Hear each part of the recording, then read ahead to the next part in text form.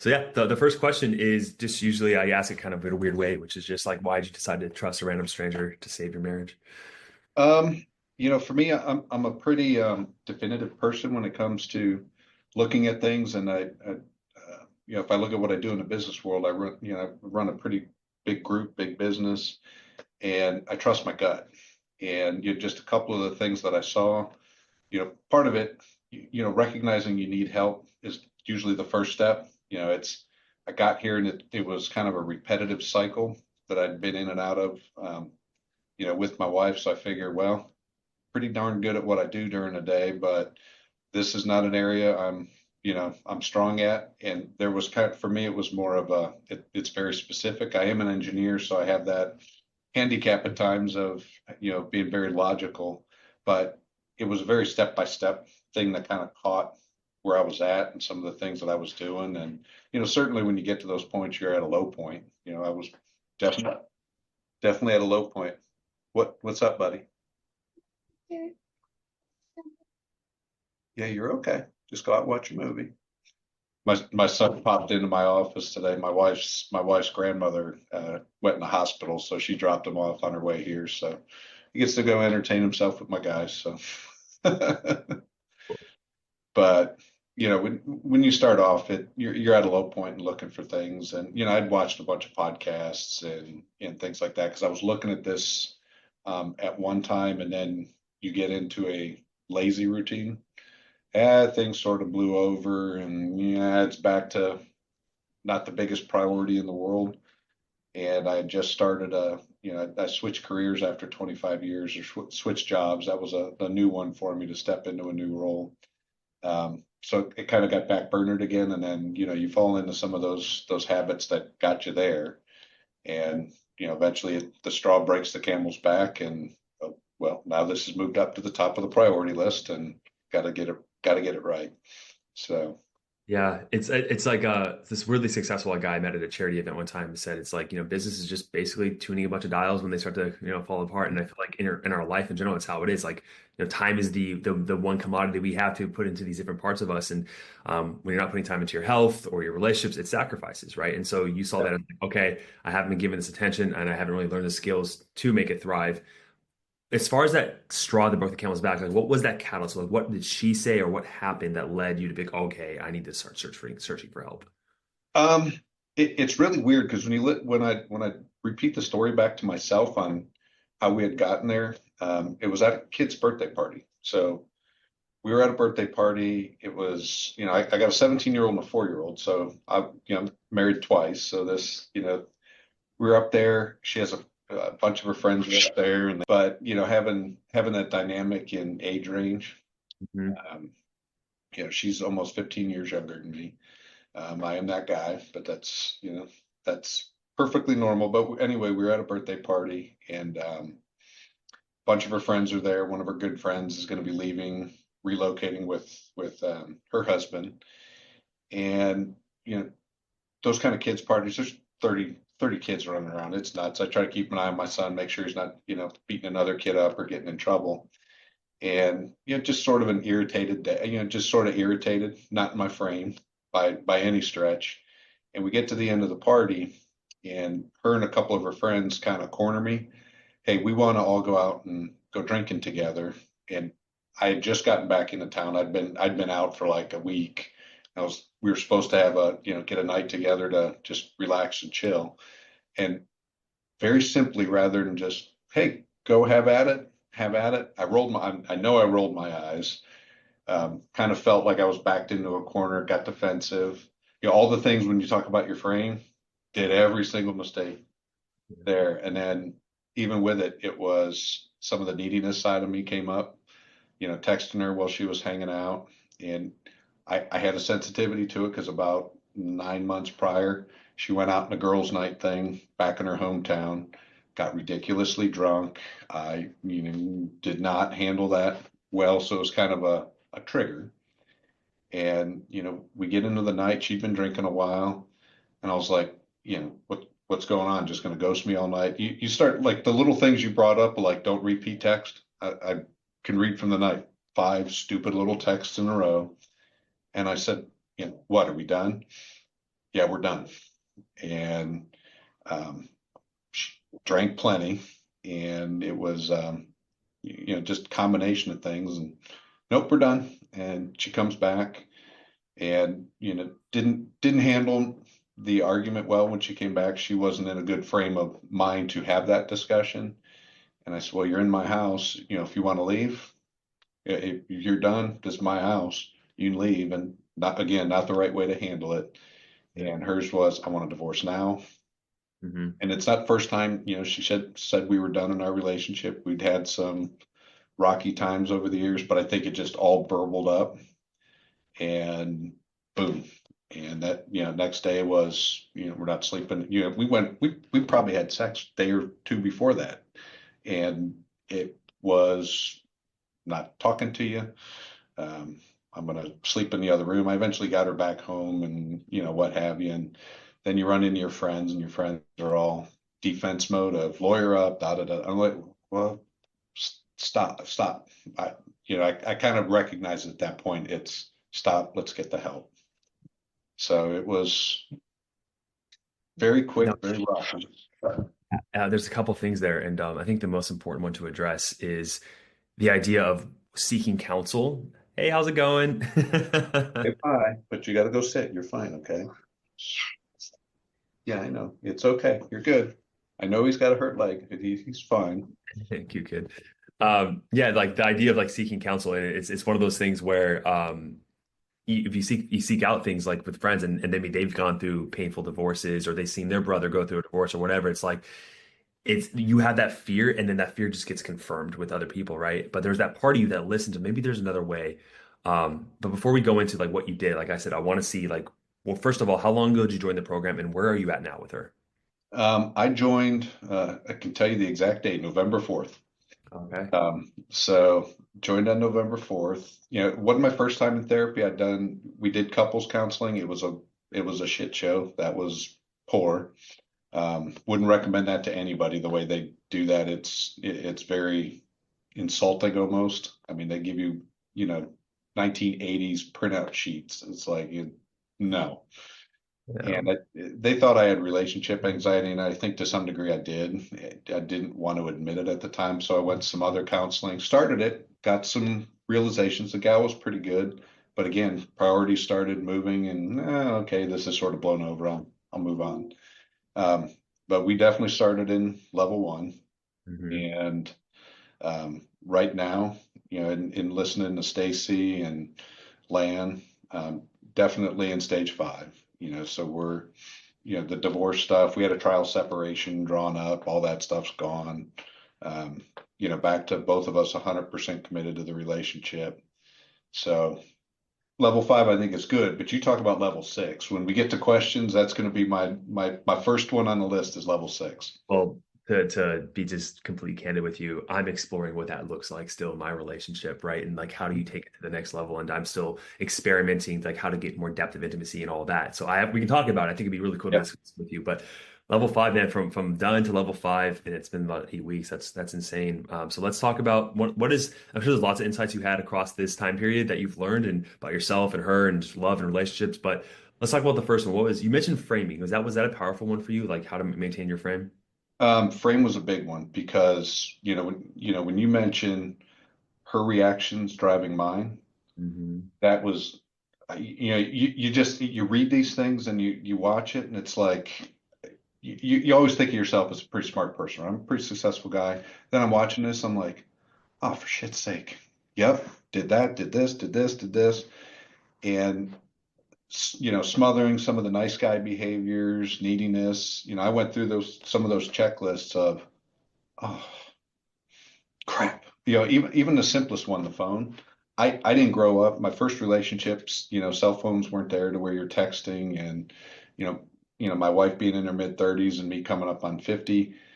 I never really understood that dynamic. I didn't grow up with it. Early relationships had nothing to do with that. Space was there naturally.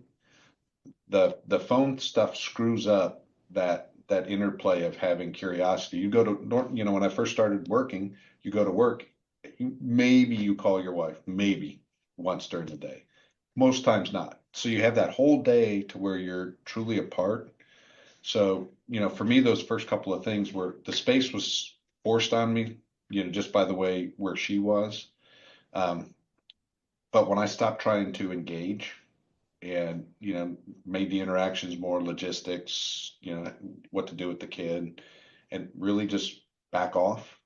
One, I think that was helpful for her because we were we were at that point to where she was in our guest bedroom and I was in our other bedroom for at least 3 weeks.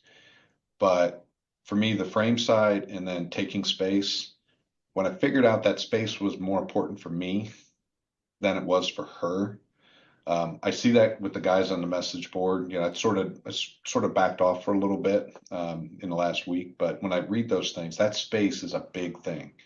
It just allows you to process, and she needed that too, but I kind of went away from what some of her needs were, but mine is I had to process.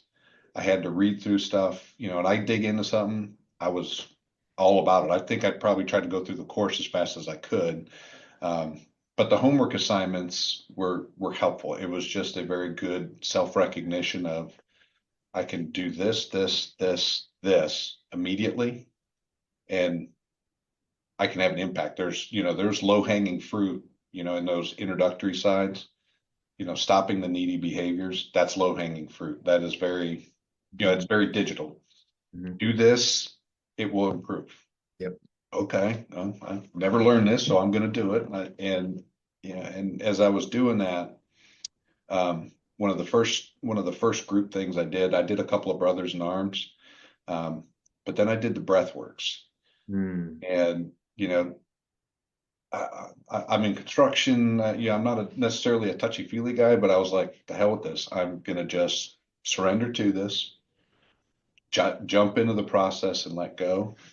And I mean, tears poured out of my eyes, all kind of emotions flooded out of that first one, and it was like, holy crap. I mean, just a lot of that baggage came out with that. So early on, those things were just, I got it out. All frustrations, jealousies, weirdness, Yeah. it all came out. So, Yeah, Tom's wife is amazing. Siobhan is so good with that, and she could probably speak to this better than I can. But I know with the breath work, the theory is that you have this stuck energy or emotions that you kind of bottle down, especially as men, we mhm. repress it, right? And then Oh, bring the breath. It's just like almost like bringing up this crap to just like release it, right? Did you like, for example, did you watch the documentary The Work in the course? I did. Yeah, so you know what I'm talking about then, just like releasing all that stuff that's just buried down below, right? And that just allows for this like emotional constipation is just releasing. You just like can feel free and like it gets rid of the anxiety, right? And so that's so cool that you found it very powerful. I'm going to share that with Siobhan. So Yeah, it was awesome. Like I had my wife do one of them. I had a video. I'm like, hey, just try this. She fell asleep, but she's like, wow, that looks pretty cool. yeah, framing was a huge one for you. What was another insight maybe you had with her feminine psychology that was also useful? Um, for her, you talked about like some of the avoidant sides of folks. I would always try to bring up these issues, but more like a gnat. It's more bother, bother, bother. And by just leaving that alone for a little bit, but even when she would just come at me, there'd be something I looked at it as an opportunity to learn. That was a feedback point of, okay, I'm going to absorb it, whatever it is. I'm going to listen. Um, I'm not going to try to solve it. I'm not going to argue the point of whether it's right or wrong. It's just stay there and listen. Mhm. When she started opening up, it would be just simple. My little guy, he's 4. When they're 4 years old, they're a pain in the ass. I mean, they very needy, very touchy feely, right? And they step out every now and again. But like the first thing where she started to open up was he had a tough day. She brings him to where she works. She works at a planasium um, uh, for kids, and he was just having a rough day. Arguing with other kids, crying, and she came back and normally it'd be like, hey, I'll just take him. Him and I will go, do dude stuff somewhere and get you some time. And to me, that was always what I did with my daughter when my ex-wife was that way. Was okay, fine, got it. We're gonna go somewhere. That's not really what she wanted. It was more be there, be present, and she just sort of unloaded. She had tears come out. She just jumped into my arms because I didn't react. I just listened. I said, man, that, and really trying to understand her feelings of that sucks. I get that it's overwhelming, that you're touched out, and he was just all over the place. You felt embarrassed at work. You were worried the other moms were judging you. Even though the logic self is no, they're not judging you, but I get where she was coming from. But I really tried to understand Mhm. and not solve. And Yeah. that was kind of that first, crack in the ice wall. It was that. And then it was, didn't pressure her into, hey, doing anything. Then it came, hey, do you just want to watch a TV show together? Down the basement, not in our bed, just down the basement, and just hung out. Didn't talk about relationship stuff. Um, just was in the moment. And, it's trying to stay and not, get flirty and, try to make moves or anything like that. It's just be there. Mhm. And, she went back to her room that night. I went back to mine. I took it for what it was. It was good, relaxed time. And that plays to the idea that at the core of it all, what really causes a woman to leave a man is she doesn't feel emotionally safe, right? Yes. He's not leading successfully. He's not protecting. He's being extremely selfish, right? He's trying to think like, how can I fix her problem so I can feel better? And she can sense that intuitively. And so by creating that container, it's just that moment of you not pressuring her, not trying to move things forward. You're like, hey, I'm here for you. I'm not going anywhere. And I'm here. Like, I'm here if you need me. I'm that safe base. I'm that magnet that can pull you in from those emotional storms. That's what the masculine provides, right? And you gave her that in that moment. And that was probably, if she was here right now, I'm sure she would say that was probably so significant for her to be able to open her heart up to you even more Oh moving yeah. forward. And then, then for her too, she would get, I had jealousy issues. She was trying to work out and spend time with friends, and I felt threatened and had this weird stuff like, you doing this for me? Well, she really wanted to just hear she was enabled. You know, they go through pregnancy, body changes, whatever else. Um, I would just, I wouldn't treat it right. It was more, hey, awesome, that is great. Kind of just wrap that around. Hey, I want you to go out and do that. And I really do. It's just I got wrapped up in a weird mental space. One of the things that, I look back on what her and I became attracted to each other. I mean, she was my assistant for a while when I was, as an exec at another job. But one of the things that was always attracted for her was I enable people. That's what I do. It's part of who I am. But then I got away from that with her with, thinking I can't talk about work because I don't want to put that pressure on you and unload on whatever daily grind I'm dealing with. But I wasn't enabling her. Hmm. And, when she just, hey, you go do it, and just kind of change that. There's an exercise. I can't remember exactly what it was called or which homework assignment, but it was the beliefs. Hmm. So when I did that, I went through them kind of one by one of what if I believe she's not trying to, get in shape to go find somebody else? What if she just wants to feel better about herself? How would I treat her? And then then you go through that. You just have those realizations like, man, I'm an asshole. Why was I thinking this? And And you know what for me that's really consistent. Like you're speaking to something that has so much depth that we could probably spend an hour talking about, but I want to touch a little bit more on it, which is, and this could be debated, but this is what I believe with the program and the philosophy that I have here with you guys is you're creative, man. Like because like let's take the example of like she's doing this for other men, right?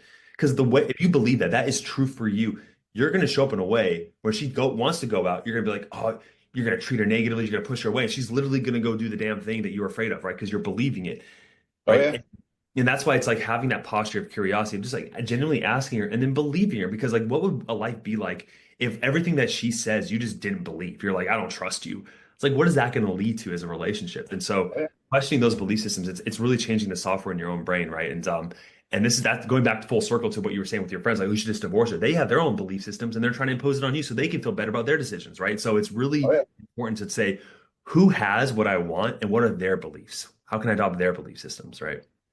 And that's a big one. And a lot of that. I mean, what you spoke of, I almost pushed her there. In just this was, you know, February earlier in the year. That same piece. Are you going out? looking for guys. And at the end of the night, she was drunk texting old friends of hers. I happened to find it.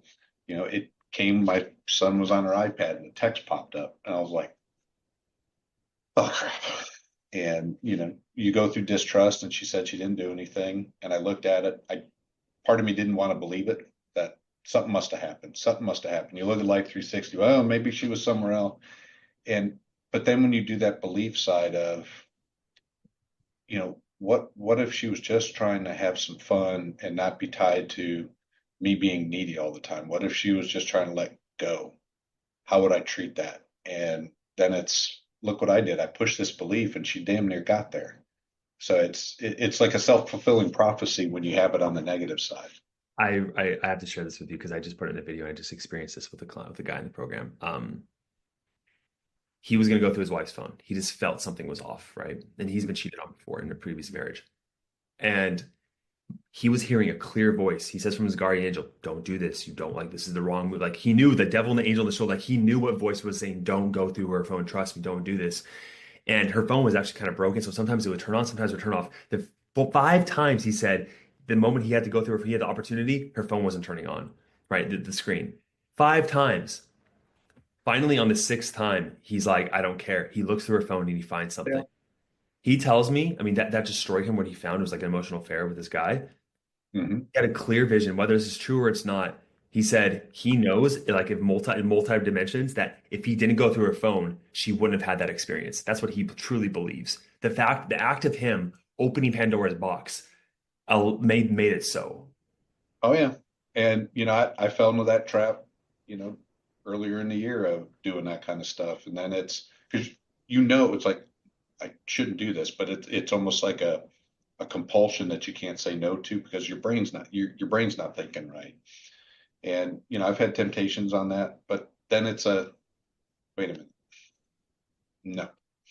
just let that stuff go.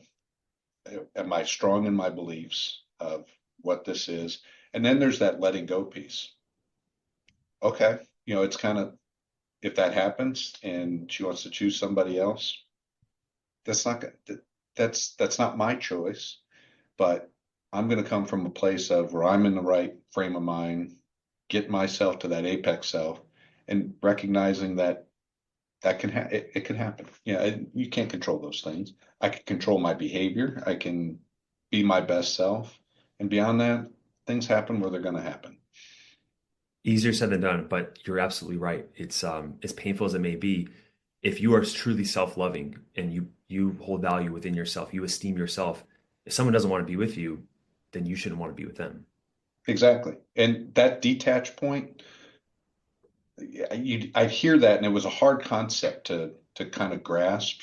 It's not giving up, it's not losing hope, but it's letting go of the situation of, okay, I've got to detach. And some of it, you go, I went through an anger phase of the hell with her.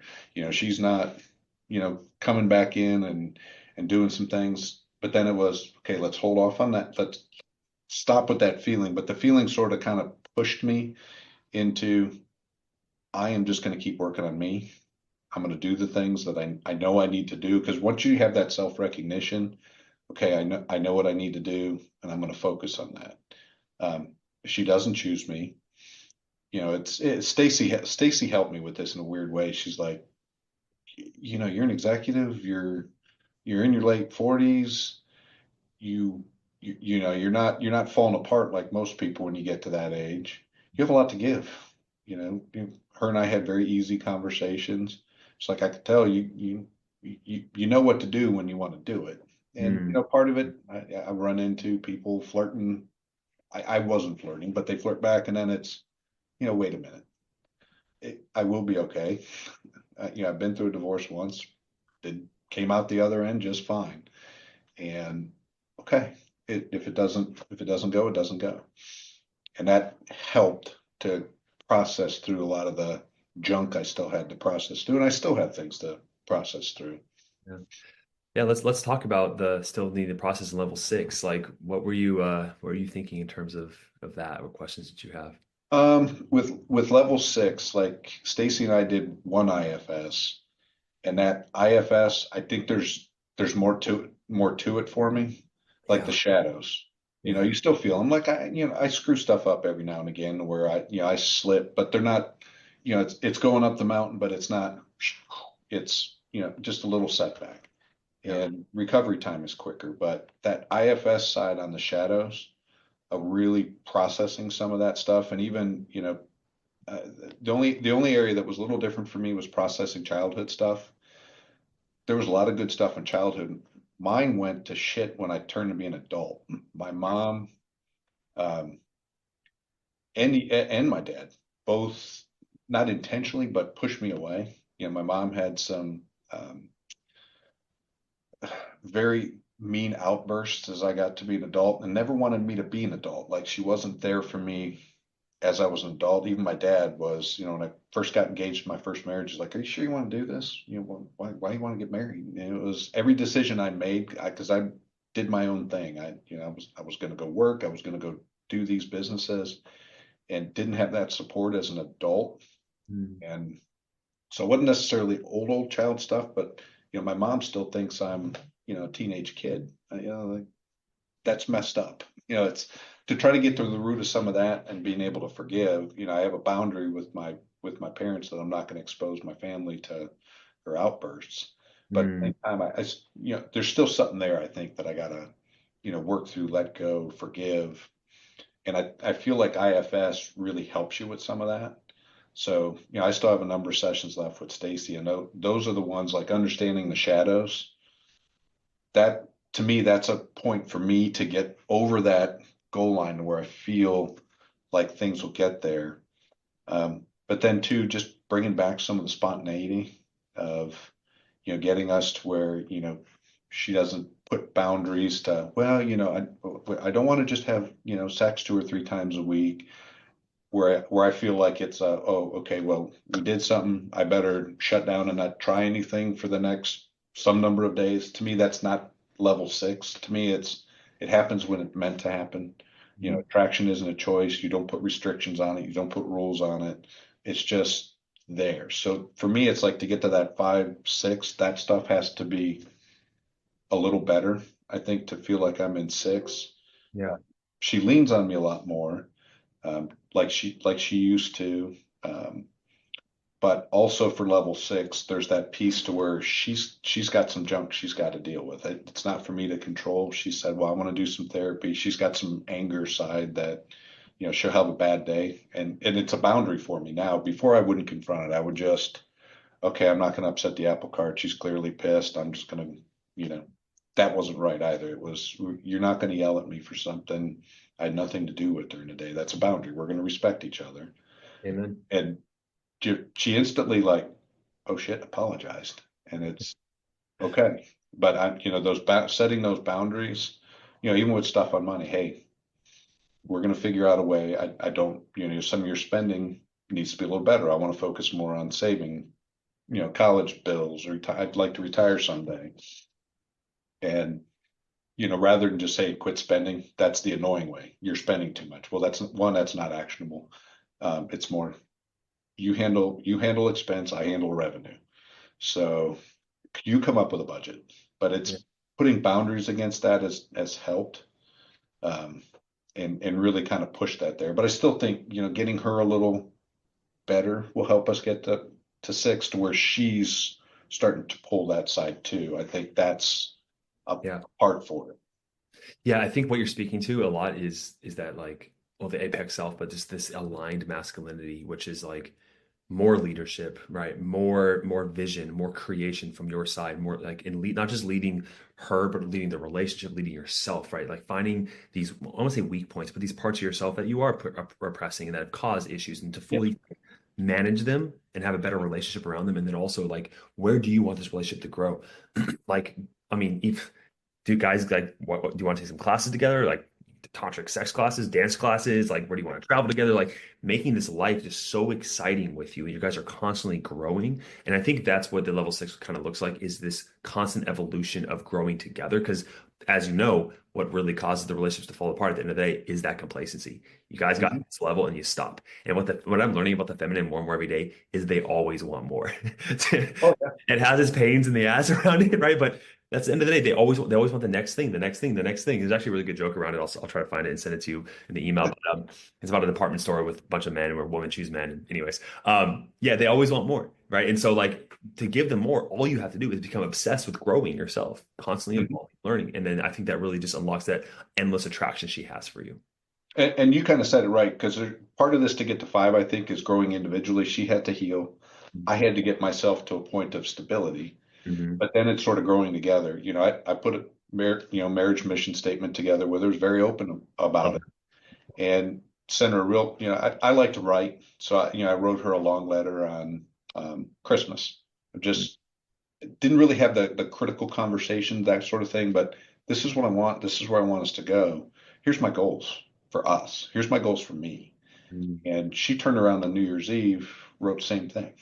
Something, from her perspective, she's like, yeah, I want to do more dates. I want to do this. I'm like, well, damn it. That's the stuff I've been asking for the last year in the wrong way. But Right. I didn't force it. She brought it to the table, which to me, I think is a spot to where we can grow to that next level together. You got to stay working at it. You can't get complacent, but that for me is the next spot is growing together. Amazing. Love it. Last question I'd like to ask is this: if you could go in a time machine go back about a year or even a little bit more and say some advice to yourself that he needed to hear in that moment, what would you tell him? Um, admit you need to grow, Mm, and go get help. To me, this kind of stuff should almost damn near be a college class. Yeah, it there's nothing like that teaches you, and it's to me, you got to learn this stuff when you can make the most impact. Had I done this when we got married, um, we'd have been in a whole different place. A lot of pain could have been avoided. To me, that would have been trust your gut quicker. I should have trusted my gut and gotten to this earlier. So mm, many, many things would have been avoided, so much pain. Um, just do it, you know. well said. Thank you so much. Is there any last questions you have for me before we wrap up? Um, the last things I'd ask is, you do slip up. I slip up, and um, recovery period shorter. What types of things can I try to kind of, I'm human, so I'm going to make a mistake, give myself grace, but how do I continuously grow to, maybe that slip ups every other couple of weeks or something versus, maybe once a week. How do you get to that next level to where those slips are less and less and probably never It- zero? Are you able to consolidate down those slip-ups into like one pattern of your behavior and who you are, or a value, or a belief, or something about yourself that you're just is maybe, or like a shadow? Is there a pattern among those slip-ups? Rejection, A fear of rejection. fear of rejection, and feeling like there's a threat of kind of pushing me away, even on something where I want you to lean on me, share with things. And when she hesitates, I treat that as a rejection. It's almost no different than making a move and getting shot down for the night. They're very similar to me, so I think they're tied to that theme. It is scary. It's extremely scary to express this like vulnerable side of you, especially if because and I fall victim to this as well. I don't know, I'm projecting here a little bit, so let me know if I'm off base, but we want to be viewed as like that strong like guy she can lean in on. And then so if I express this need I have or this vulnerability and then she rejects it, it's like, oh, I'm weak, Yeah, right? 100% with me too. And so the reframe that I use personally with myself is expressing this vulnerability is an act of self-love. And a man who expresses himself honestly, like, I'm putting myself out there, whether you accept or reject it, that's a high value man, right? Because denying parts of yourself is weak because you're denying, you're hiding. Like this is weak, right? This opening your chest up and exposing who you really are, that's strength. And so that's the reframe I often go to when I express myself. And then if there is a rejection, it's just having that honest conversation about like, okay, hey, I felt I was rejected right now. I feel rejected right now when you did that. and just putting yourself out there and see what she says. And if you have to believe that she values you and she loves you and she wants this joint, strong relationship, she's gonna be accommodating and compassionate. I imagine, I hope. Yeah, 'Cause because when I do bring those things up, like if I just put myself out and say, that hurt the way you came at me like that, it's crazy how how she responds to it. It's, oh, okay, well, I'll just be honest, I guess. I guess that way versus trying to bury it and just try to move on, because move on is resentment, and it builds and builds and builds, and then you get sideways. if she values you and she doesn't want to lose you, she's gonna take your emotions seriously and you know what I mean, like want to make you happy, right? And I think the trap that a lot of guys get in, myself included, is like, and you've talked about this in the very beginning, is always like, what does she want? What can I do to make her happy instead of thinking of your own needs? And it is a balance, but like a lot of men in the program, it's like, what does she want? What does she? Who do I need to become to make her happy, to not lose her? And so reversing that and saying like, okay, I'm good without her. I want her, but I'm good without her. I'd be fine. So I'm going to express what I want. And it's Yeah, that simple shift, compounded over time to make it a habit, an unconscious habit. absolutely. That's helpful. That's helpful. Awesome. Well, this has been such an amazing interview. I'll try to find that joke for you because it's a really good Yeah, one. I like it. All right, man. Well, have a great day, and if you have any questions, let me know. All right. Thank you so much. You have a good rest of your day. See ya.